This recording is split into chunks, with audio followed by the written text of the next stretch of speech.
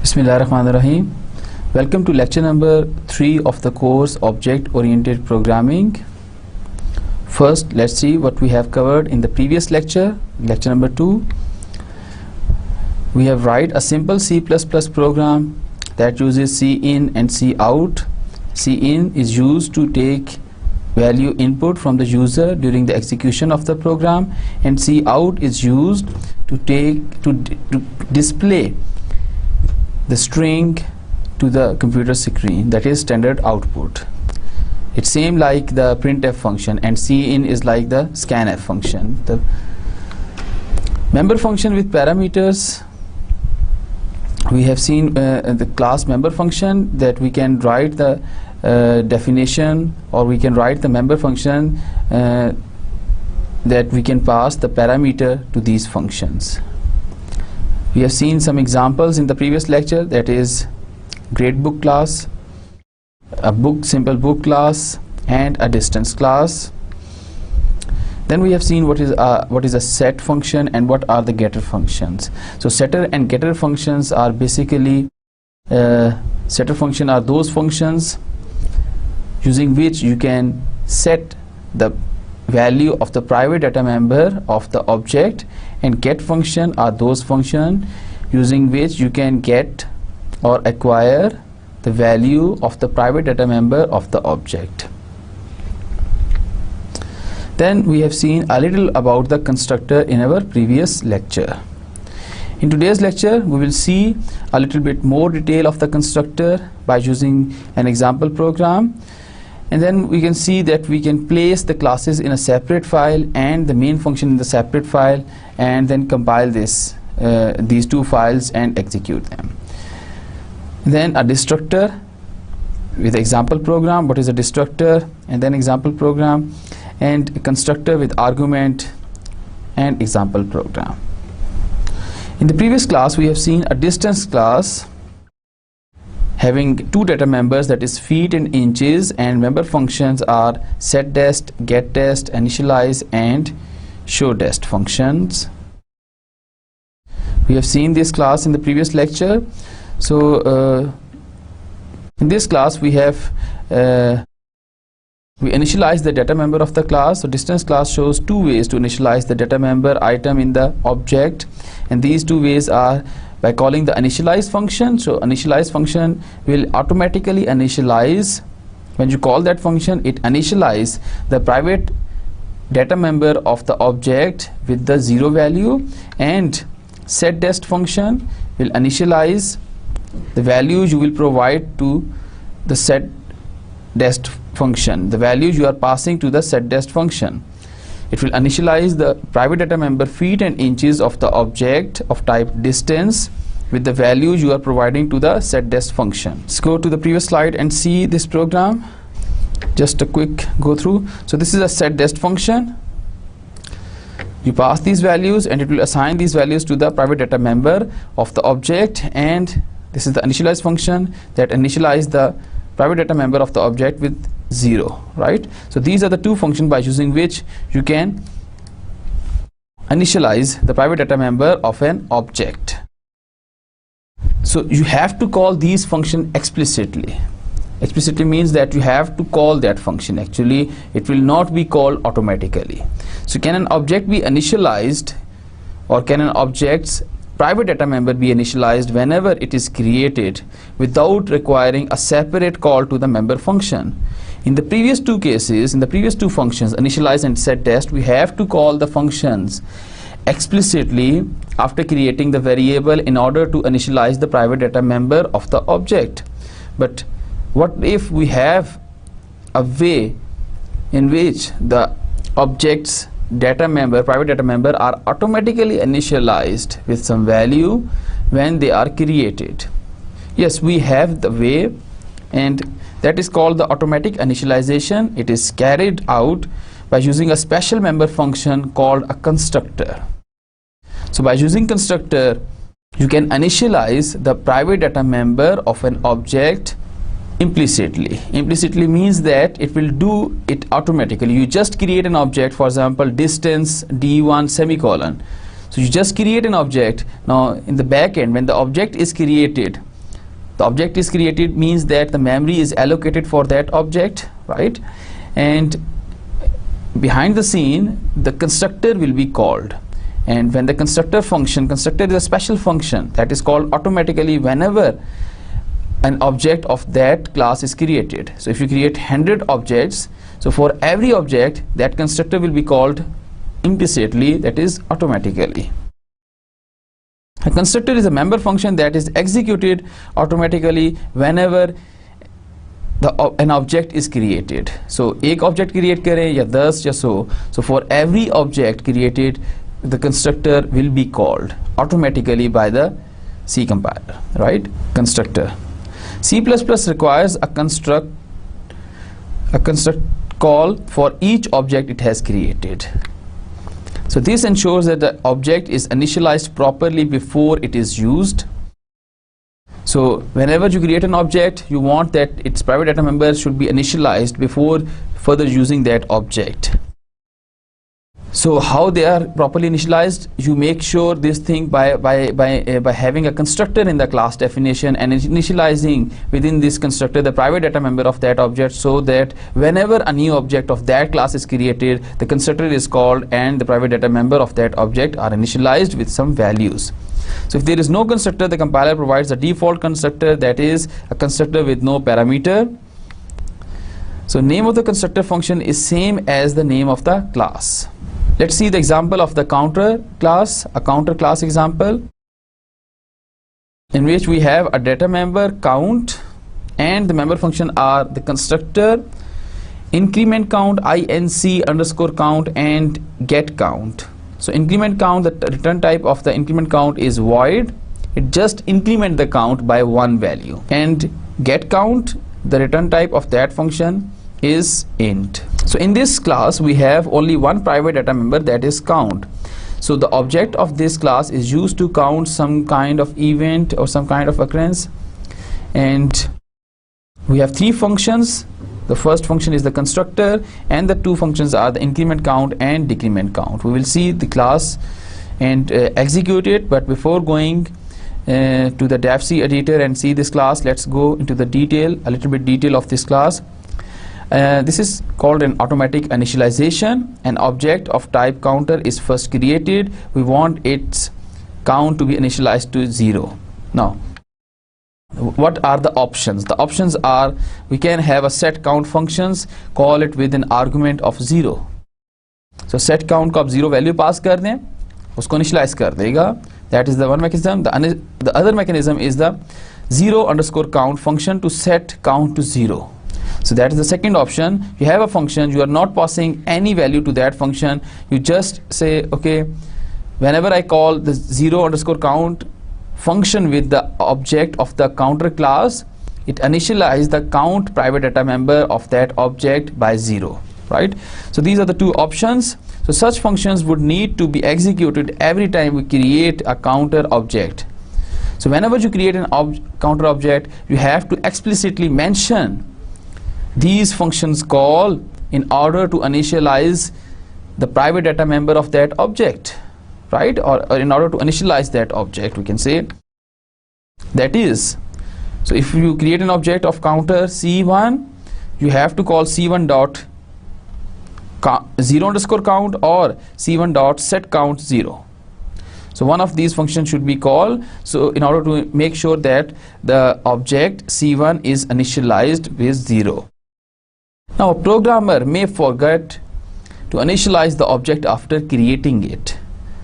That is possible. So it is more reliable and convenient to cause each object to initialize implicitly when it is created.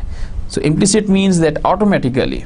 So user or programmer do not have to care about it, right? So if I write the constructor in the definition of the class, so I know that within that constructor I write some statements to initialize the private data member of the object whenever it is created.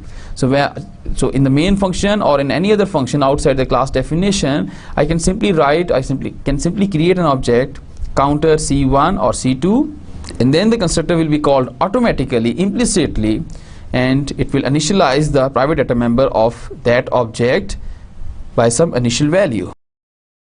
So in the counter class, the constructor counter is called automatically whenever a new object of type counter is created. So we have two objects now. We have, in this statement, we create two objects, C1 and C2. The counter constructor will be called for each of these objects, that is for C1 and for C2 separately. So this creates a two objects. Constructor is called with each object separately. Let's go and see the program. Okay. So this is the counter class. Here is the constructor, right? And this is how we can initialize the private data member of the object of that class with a value 0. We can write it like this here, or we can write it the function name, the function bracket, colon, name of the variable, and within bracket the value with which you want to initialize. So we want to initialize the count with 0. Now here the count is unsigned int. The unsigned means that it can only contain the positive value. It is not possible to assign the negative value to count variable, right? So with this value it will be initialized. It will initialize with the value 0, right?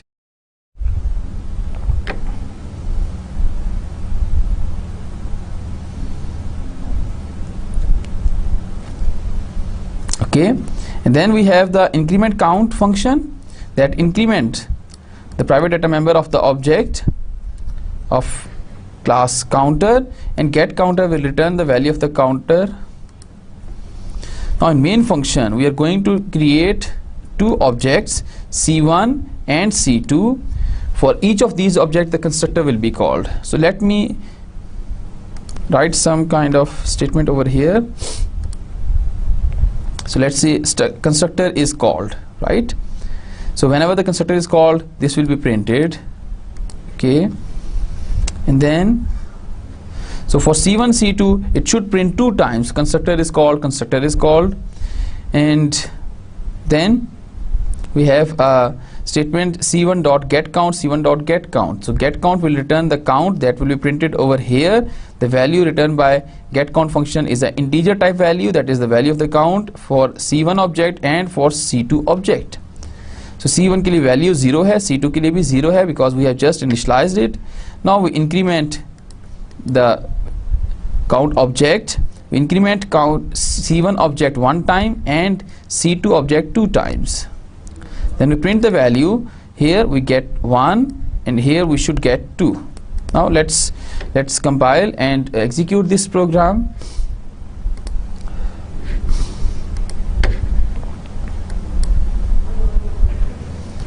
Now you can see the constructor is called because we have created 2 objects. Then we print the value of these 2 objects using get count function. Okay, get count function, and then we increment C1 1 time and we execute increment count function 2 times with object C2, right? So then we print it again. The value is 1 and 2.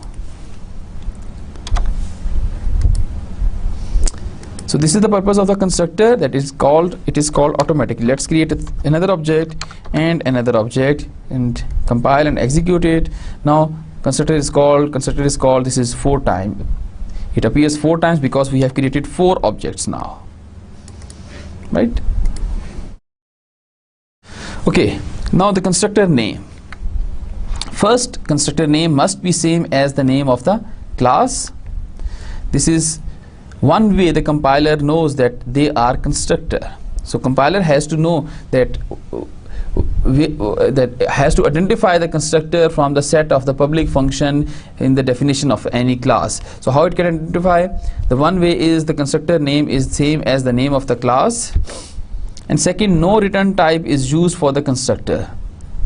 It is not possible to return any value from the constructor.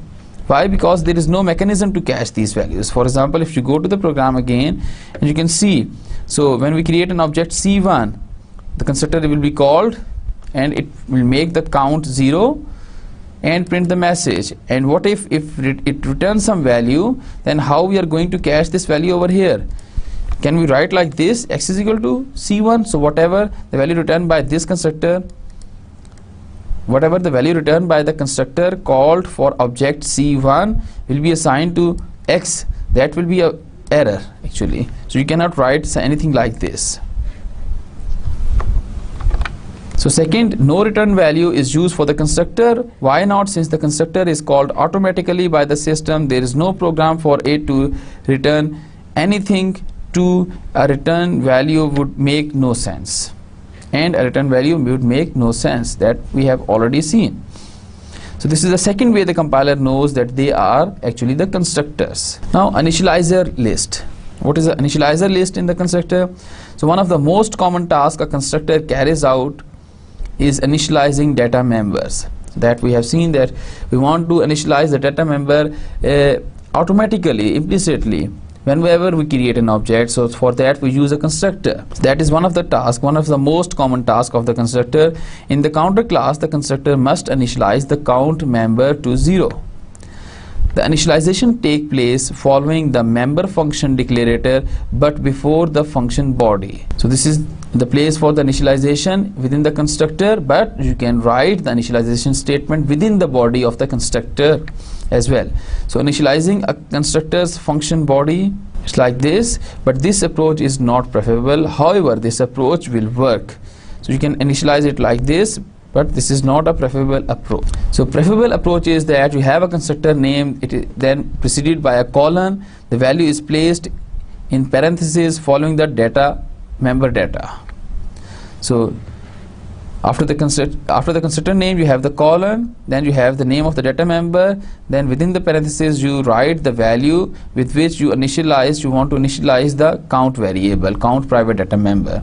So अगर मैं यहाँ पे 10 value mention कर दूंगा, it will always initialize it with 10, and then the brackets for the function counter. If multiple members must be initialized, they are separated by commas like this. So you have a sum class that has the private data member m1, m2 and m3. So you can initialize m1 with 7 comma the second data member and the third data member. So this is called the initializer list. So you are going to initialize the value of the private data member in the constructor, and the constructor will be called whenever the object of that class is created. Now this is all about the constructor. I hope you understand the concept of the constructor. We will see the constructor in more detail today, but before that let's see how we can place a class in a separate file. We have a header file and we have a main function file called cpp, and header file is basically .h file. Now within the header file we have the definition of the class, and that is not an executable file because it doesn't include the main function, and it is included in .cpp file. Include.h file containing class definition. Executable file, it is an executable file because it contains the main function. So every C program that contains the main function is actually the executable. Let's go to the program and see how we can write a separate class in a separate file and main function in a separate file.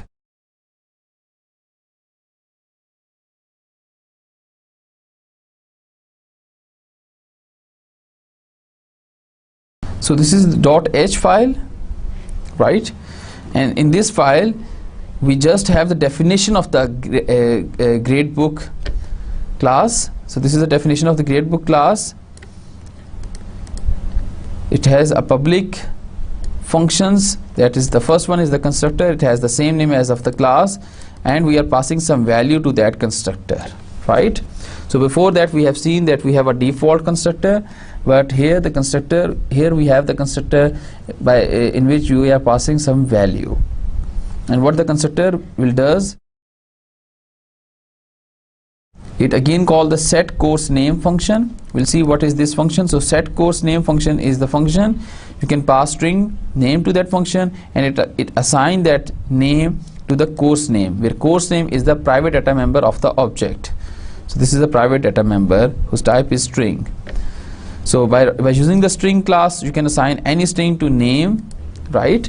And you it is the same as you write a character array, but here you get rid of all those things that are associated with the character array, the limitation, its limitation, that how many characters you are able to store inside that character array and all those stuff. So you can get rid of this by just using the string class and its object, right? So name is an object of string class. Here name is an object of string class. So within the constructor you're calling set course name function and passing it the name.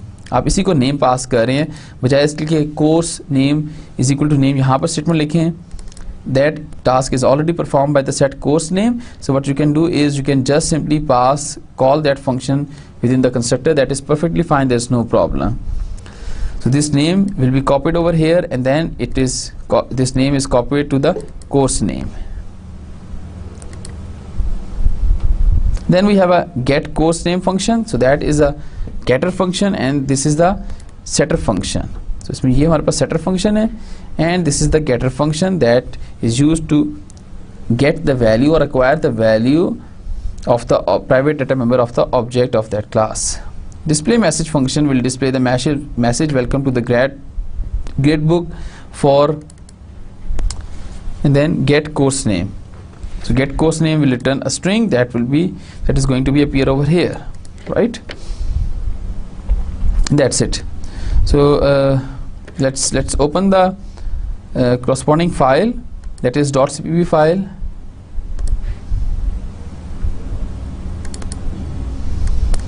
So this is the corresponding file, and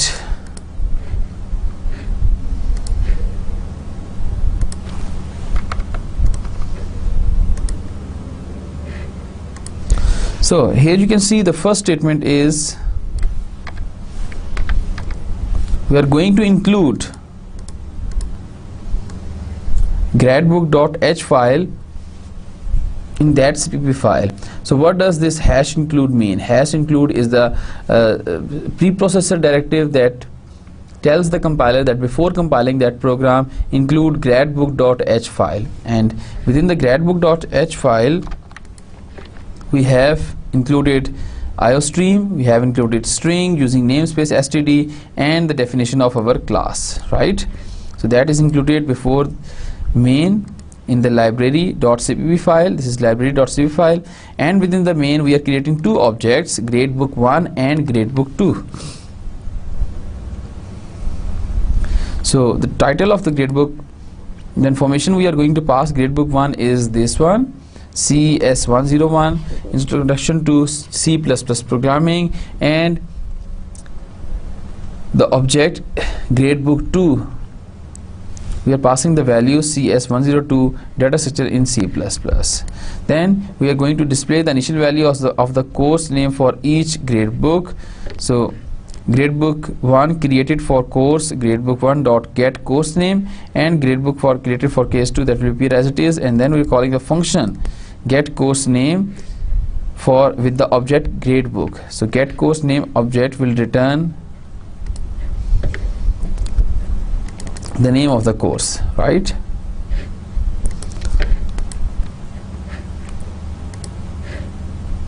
Now compile the program and execute it. Let me change the font size.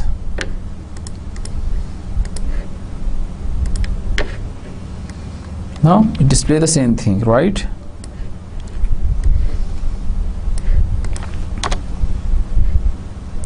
So this is how you can write the definition of the class in a header file, and then you can have a cpp file where you can use that class file. So why we have things like this, or why it is preferable to have a class in a separate file? Because it is quite possible that you can use that class that you have defined in .h file in your other program. So you have main program, main program, main program in all three files, and maybe they are all using the same class, right?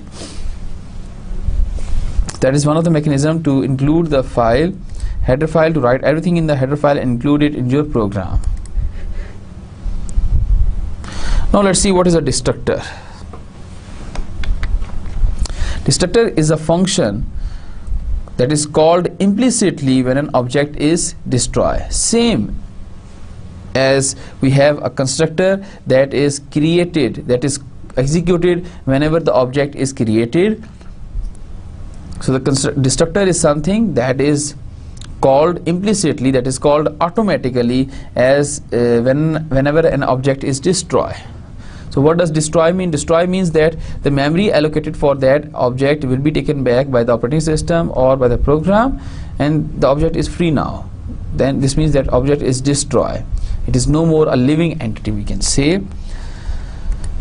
So the name of the destructor for a class is the tilde character followed by the class name. So name of the constructor is same as the name of the class, but name of the destructor is same as the name of the class, but it is followed by the tilde sign. No argument and no return value for a constructor.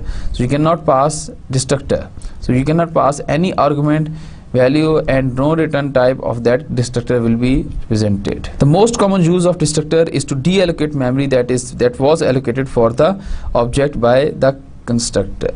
So in the constructor, what you do is you allocate a memory using a new function. Let's say 24 bytes you have allocated using a new function, and then in destructor you free that, you need to free that memory. Basically you need to free that memory before exiting from the program. But we have a destructor in the class definition. We can have a destructor in class definition. So what we can do is we can write the code of freeing the memory within the destructor, and then when an object is destroyed or the main function exit or the program exit, then the destructor will be called automatically and it start deleting these objects from the main memory. Let's go and create write a create and destroy class.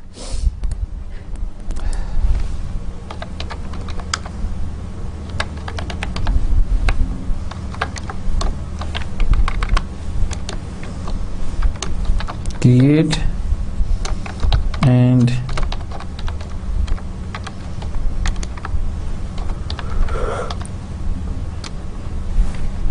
so this is the class, and let's make two private data member.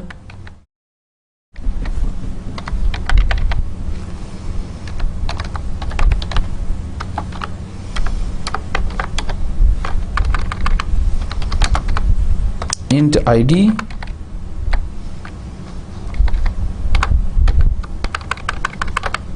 and string s1, let's say string s. So these are the two private data member in the class, and the functions are just the constructor and destructor. So create and destroy,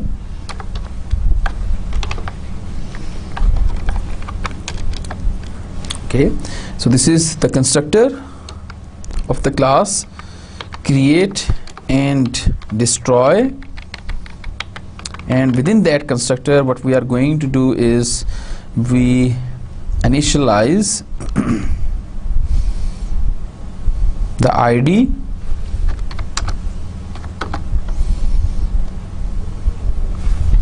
let's say this is the constructor with argument, right, with parameter.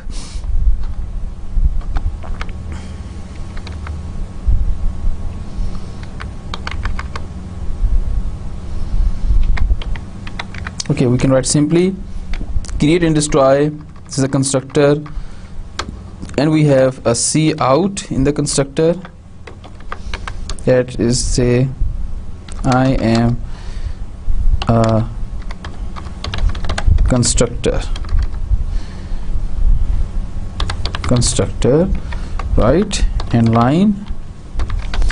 Then we have a destructor that start with tilde and then the class name create and destroy.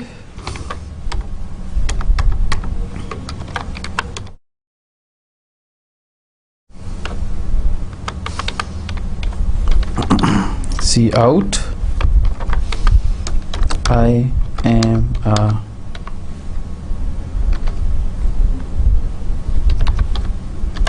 destructor, right? Okay.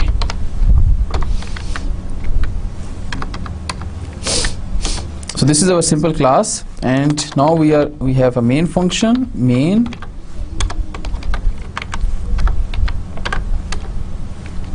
We can create an object over here.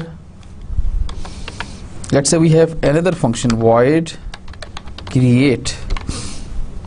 This is a simple function. It's not a member of a class. So this function is not a member of a class, right? So that's a simple function. And within this function, we're going to create an object of create and destroy class. So let's say c1 comma c2 and then give it some pause.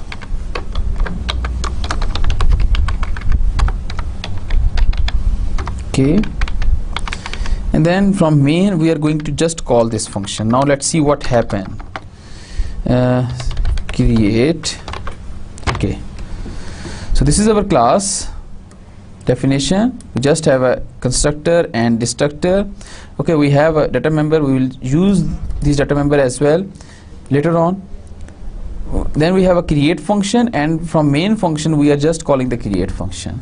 Now if you remember from the previous course that whenever the function is called, the variable declare inside that function. Now the memory for these variables that are declared inside the function is allocated, right? Whenever the function is called, it starts executing the memory, that the variable that are declared inside that function, the memory for that variable is going to be allocated. Now here what we are going to do is we are calling this function and we are creating two object.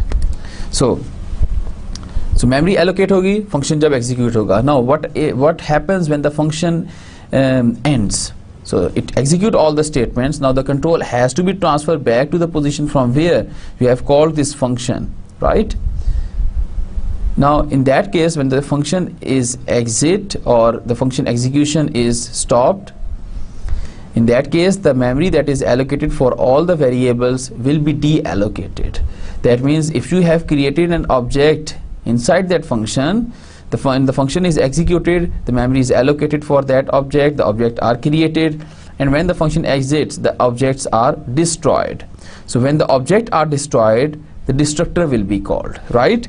So when I execute this program, first it will call the constructor two times because we have created two objects, and what it do, it display the message I am constructor, right? And then it display the message I am destructor two times. Why? Because when this create function exits, its execution is finished. After this pause, there is no statement, so the control will be transferred back to the place where we call this function. Let me write over here cout in main.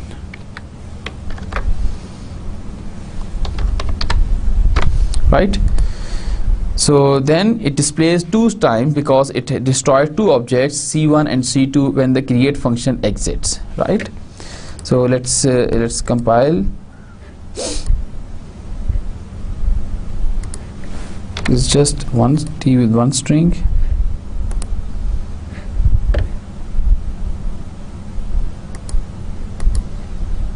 Okay. Create and destroy. Okay. Close. Now when I execute this program, so it displays the message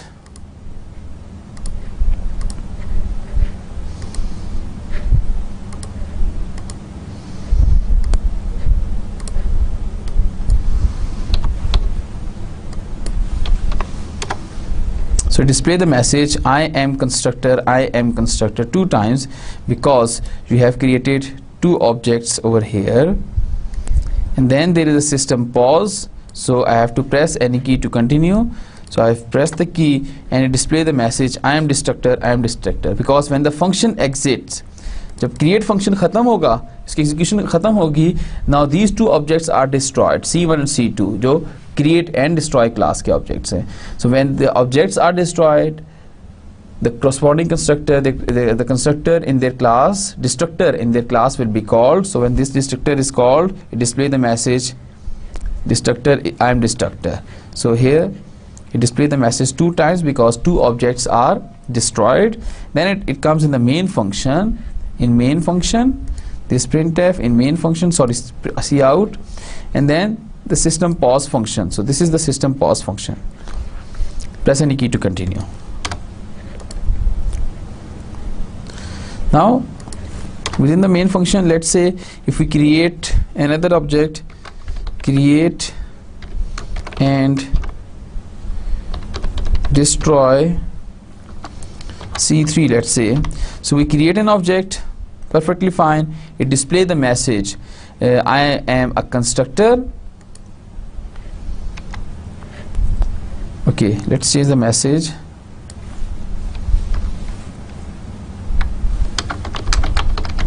Called and destructor is called.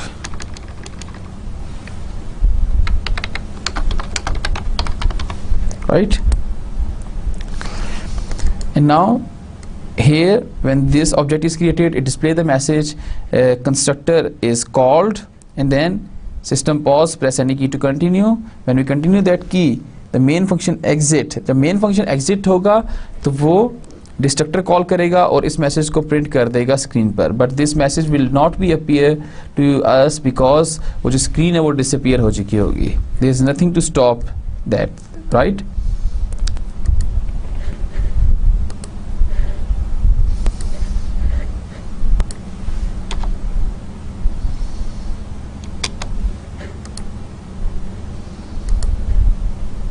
C1 C2 2 objects हैं, C3 third object है. Compile it. So constructor is called 2 times, then press any key to continue. Destructor is called, then in main function we create another object, constructor is called, and then press any key to continue, and it display the message destructor is called and disappear.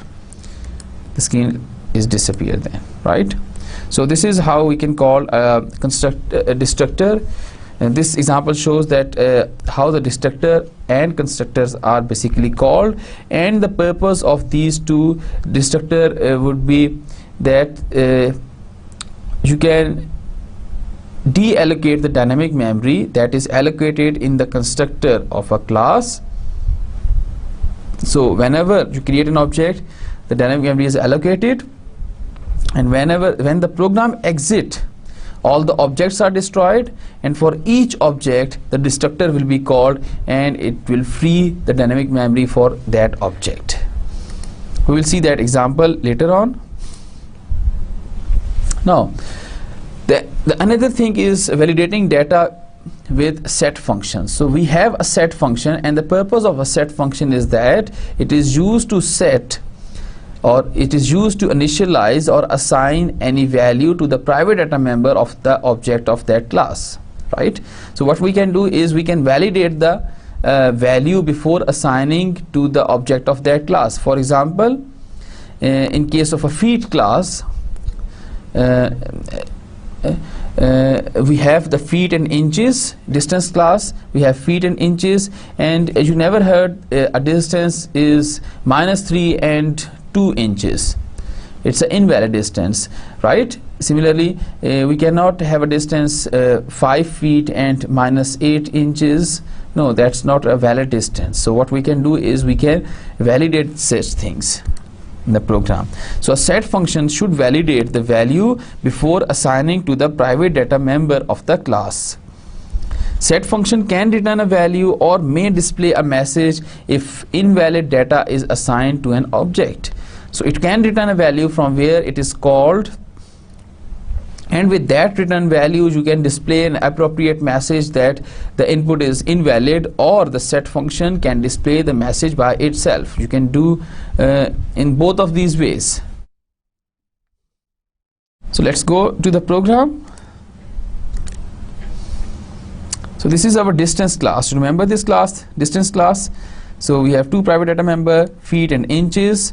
So we have a public function set dest, get dest, initialize and show dest. So this is our set function, right? That is used to set the value provided by the user when the user called set dest function with any object. For example, here set dest function is called with the object dest1 and values assigned to that function is 11 and 6.25. Now somebody can assign value minus 11 and 6.25 and then later on in the program can say that this class gives the wrong value, something like this. So what you can do is you can validate these values before assigning to the private data member of the object of that class. How we can do this? So let me first run it normally and check what is the output. Does it function?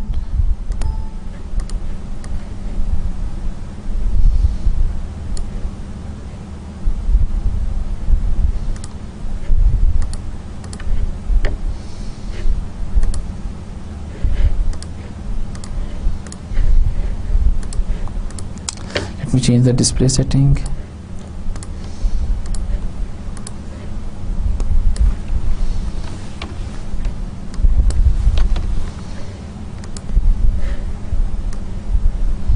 Enter feet 12 feet, enter inches 4 inches. So it display that dest1 जो object है उसकी feet की value 11 है और inches is 6.25 because dest1 को हमने यहाँ पर initialize कर दिया था इस तरह से, right? 11 and 6.25. Then dest2 की वैल्यू हमने खुद से प्रोवाइड की है because we call the getDest function with dest2 object, and in getDest function we are inputting the value from the user. We are taking input values from the user. It shows 12 and 4. Perfectly fine. Now how we can validate input? So what we can do over here is we can have an if statement. If feet is less than 0 or inches is less than 0. So if any of these things is less than 0, we can display the message.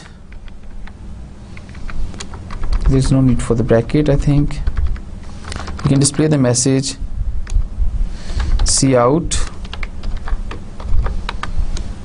invalid distance values end line, and in the else part, if this is not the case, then in the else part we're going to assign the values, right? Okay, now let's first run the program.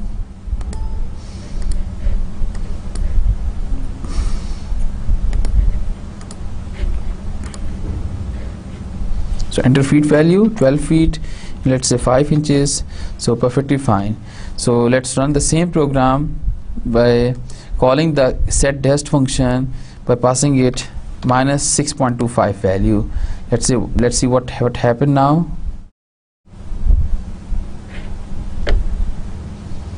And let's have the default constructor as well.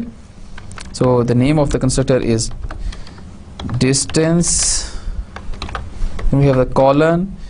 We want to initialize feet with 0 and comma inches with 0.0. So this is the constructor, default constructor. Now we assign a wrong value to this. Let's see this, if this value is assigned or not, and the message is display or not. Okay, so compile it and execute it. So invalid distance value because the value of the feet inches is minus 6.25. Okay, now this is the value for the other object. the value of test1 is 0 0, that is initialized in the constructor, and the value of test2 that we have provided, that is 3 and 4.5. so this is how you can validate the input. So you can have the same thing over here in the get test function. You can have in two integer values, you can take input here like this, then you can check in the if,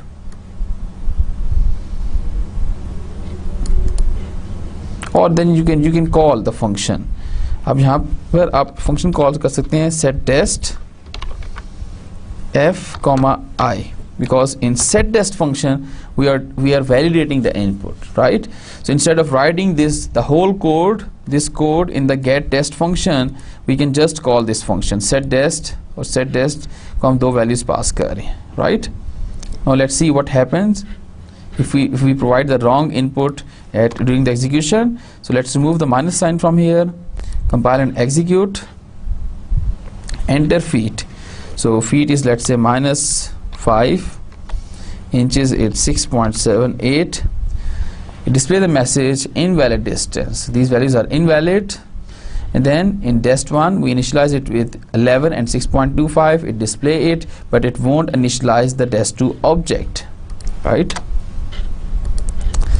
The other thing is that you can have a return type of a set test function. For example, you say, okay, set test function return an integer value. So instead of writing this, it returns -1 if the input is invalid. For the other case, it returns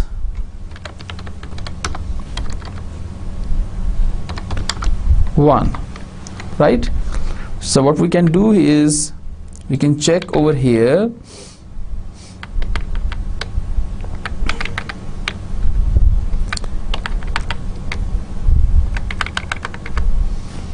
We can have an integer x is equal to distance test1 dot set test. Now with what the value is returned in the main, and we can check with this value whether the input is valid or not, right? And we can display the message accordingly. This is the other mechanism. So this is how we can validate data with the set function. Now constructor with default argument. Let's consider this date class, in which we have a 3 private data member, that is month, day and year, and a constructor and a function print function, right? So in the constructor you can see we have 1, 2, 3 parameters, and we have also initialized them with the value 1, 1 and 2000. Now if we call the constructor, so if we create an object of date like date d and then semicolon, so we are not going to provide here in this case any value to the object of date function. In that case, it assign the default values. And what are the default values? The values you have mentioned over here, that is 1, 1 and 2000, right? And it will assign 1 to month, 2 to day and 2000 to year, right? And if you call the function like if you create an object of date like date space d2 and then parentheses, and within the parentheses you specify 3 values, then these 3 values will be assigned to m, d and year, and that will be then further assigned to month, day and year, right? So let's go and see the program. So this is the date class. So we are creating a date object d1 without specifying any value. So in that case, this constructor will be called, but it assigns the default values. So these are the default values 1, 1 and 2000 to the object d1. And then the constructor 2, we create another object and specify 3 values here, and then again the same constructor will be called, but now the 3 is assigned to m, 4 is assigned to day, and 2012 is assigned to y. and that will be assigned to month, day and year in the body of the constructor. And then we are going to print those values. Okay, let's see the output of this program. Let's compile it. And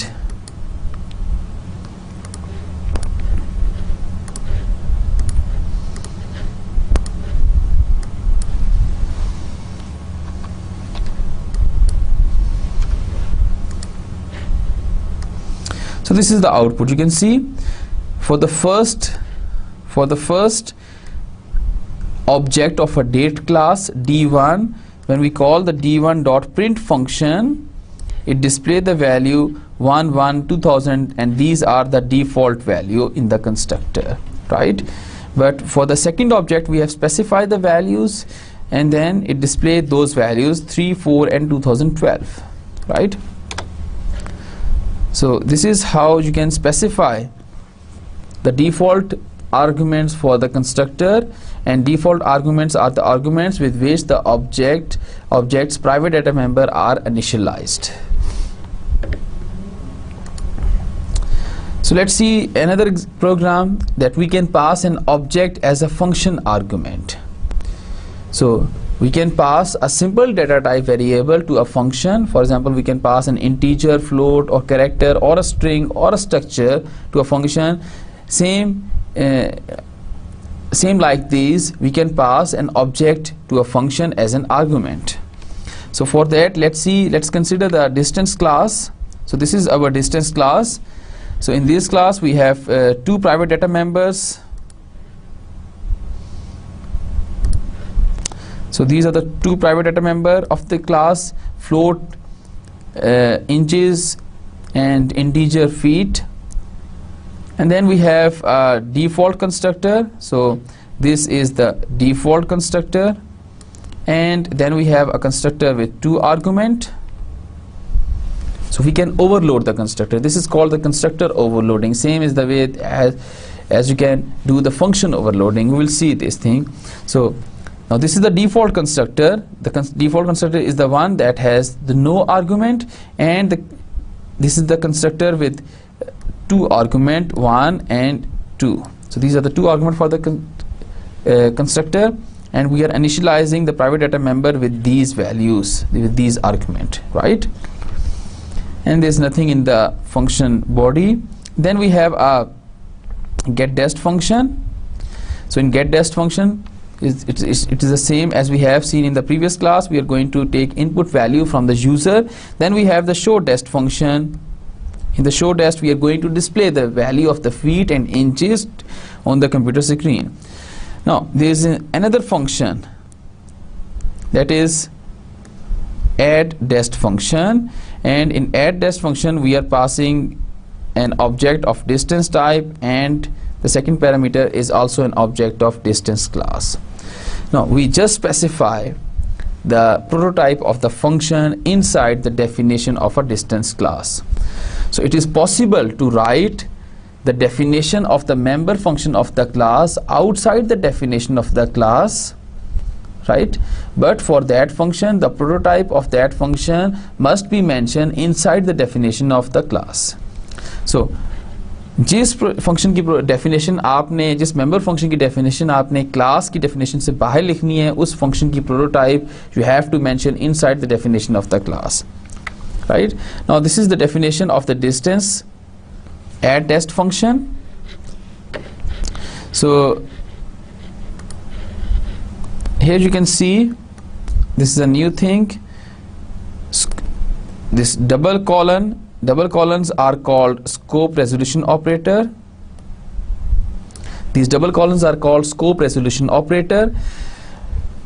Since we are defining addDest function, that is a member function of distance class outside the definition of a distance class, so we have to mention that this function belongs to which class. So this will tell us that the type of the function, return type of the function is void. addTest function belongs to a distance class, and the name of the function is addTest. The first parameter is the distance type object, and the second parameter is also a distance type object, right? And then within a function we are first adding the inches, So what we are doing here is, in add dest function, we are adding the two distance objects that are passed as a parameter to that function, and that function will add these two distance and store the result in the private data member of the object with which you call add dest function. तो जिस object के साथ आपने add dest का function call किया था, उसके feet और इंचेस आपके पास डायरेक्टली एक्सेसिबल होंगे इस फॉर्म में, और जोन से ऑब्जेक्ट आपने बाय वैल्यू पास किए इस फंक्शन को, उसको आप इस तरीके से एक्सेस करोगे. d2 dot inches means d2 के इंचेस, और d3 dot inches means d3 के inches, right. Then this is the main function. In the main function, first we are going to create two objects. Okay, let me explain one more thing in the add dest function. So we will check, first we add the inches of the two distance and store them in the inches of the private data member, which is the private data member. So this inches is the private data member of the object with which you have called add dest function. You can see over here, you call the add dest function with the object dest3, and you are passing dest1 and dest2 objects by value to that function, right. So dest3 object के private data member are directly accessible within the class. So ये directly accessible है feet और inches की form में, ठीक है. So inches को हमने पहले add up कर लिया दोनों distance के, then we check if the inches is greater than 12 or not. If it is greater than 12, then this means that we can subtract 12 from the inches and add 1 in the feet, right, because 12 inches is equal to 1 feet. So if the distance is, let's say, 5 feet and 14 inches, it doesn't make sense, it doesn't look okay, right. So we can write 6 feet and 2 inches instead of writing 5 feet and 14 inches, right. So we're doing same thing over here. So we subtract 12 from the inches, we are incrementing feet here, then we come outside the if statement. उसके बाद we are going to add feet, d2 dot feet and d3 dot feet. We are adding these three and then storing the value in the feet, because this is feet plus is equal to d2 dot feet plus d3 dot feet, right. So it is same as x plus is equal to y. This means that x is equal to x plus y, right. So in the main function we are creating two objects, dest1 and dest3 object, right. So the memory is allocated for these two objects, dest1 and dest3, and then we are creating and with these two objects, with dest1 and dest3 object, the default constructor will be called, because we haven't specified any other constructor with these objects. So the default constructor will be called. Now with dest2 object we specified two parameters, that is 11 and 6.5. so we are passing two values. Now in that case, in the case of dest2, in the case of creation of dest2, the constructor with two argument, this constructor, the constructor with two argument will be called, right. And then we are calling get dest function with dest1 object. So dest1 object के feet और inches get dest में directly accessible होंगे. So get dest में आपने feet और inches में input ली user से, और वो dest1 के feet और inches में assign कर दी, right. Then the next function call is dest3 dot add dest. So add dest का function call हुआ. So to call any member function you need the object of that class. So ये जो member function है add dest का function, this function is called using dest3 object, and we are passing the value of two objects, that is dest1 and dest2 to this function. Now this is very important to remember that in add dest function the private data member of dest3, which are feet and inches, they are directly accessible, while the values of dest1 will be copied to the object d2, and the value of dest2 object will be copied to d3 object, right? जो d3 object है इस object में copy हो जाएंगी values. Now same जिस तरह से हमने पहले पढ़ा था कि अगर एक फंक्शन में कोई वेरिएबल डिक्लेयर करते हैं आप, then that variable is actually the local variable for that function, and when that function start its execution, that variable will be created, local variable of that function, and when the execution of that function exit or ends, then the memory allocated for that function will be deallocated. That means that variable is destroyed. So same happens over here. So these d2 and d3, these are the objects of distance class, but their scope is limited to addDest function. That means they are created when the addDest function is called, and they will be destroyed when the addDest function finished. Finish कब होगा? जब इसने सारी statement execute कर ली हैं और दोबारा वो मेन में वापस आ जाएगा कंट्रोल, राइट? So dest1 और dest2 की values they will be copied to d2 and d3, and then we call show dest function with these three objects, dest1, dest2 and dest3. Now in this particular example what we are doing is we create an object, three objects. We initialize the value of the one object by using set dest function, by using the constructor with two argument. There's no set dest function here. We initialize the value of one object with the constructor with two argument. This is here, and we initialize the value of one of the object, that is dest1, by taking the input from the user, and then we add up these two distance and store the result in dest3, and then we are going to display these three distances.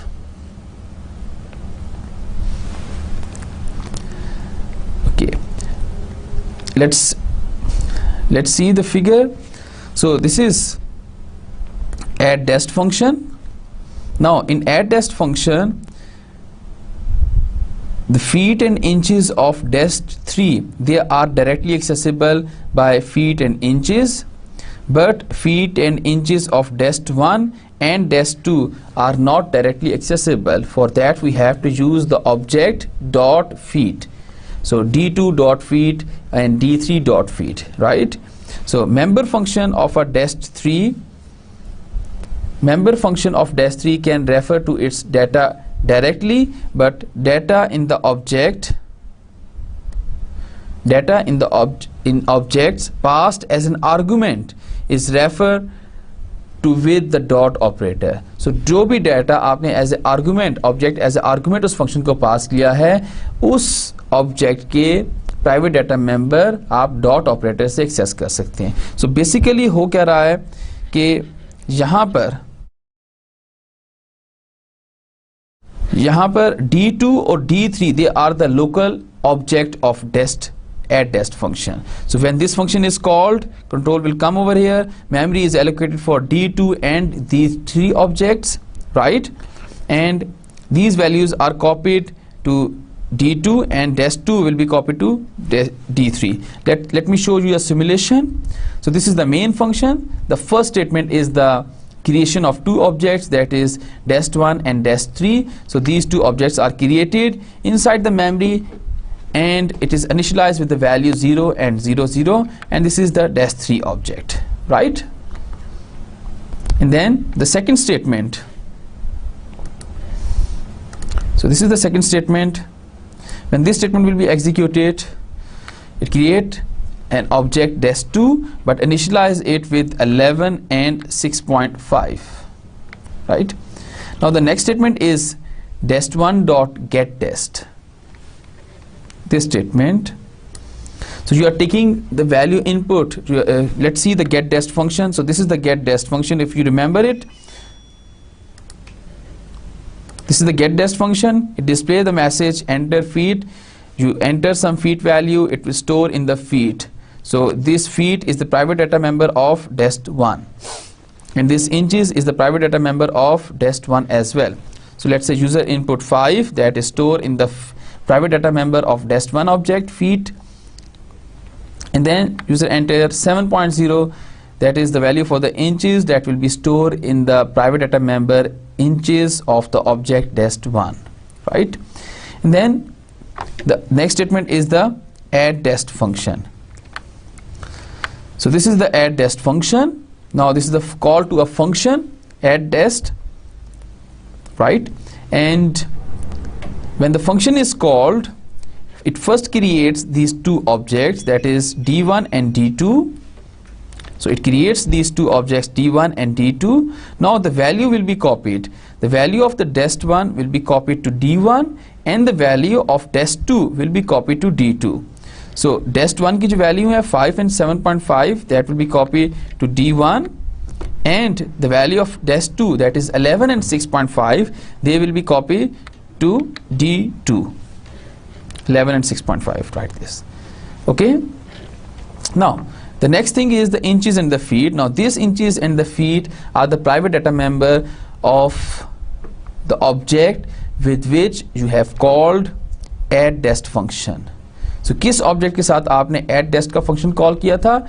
dest3 के साथ call किया था. So these are the private data member of dest3, which is this object, right?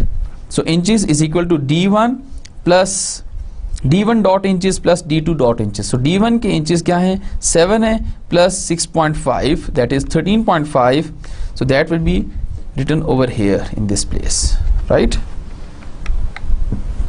The next statement is you initialize feet with 0. Which feet? The feet is the private data member of the object with which you have called addDest function, and that is dest3. So you initialize feet with 0, right?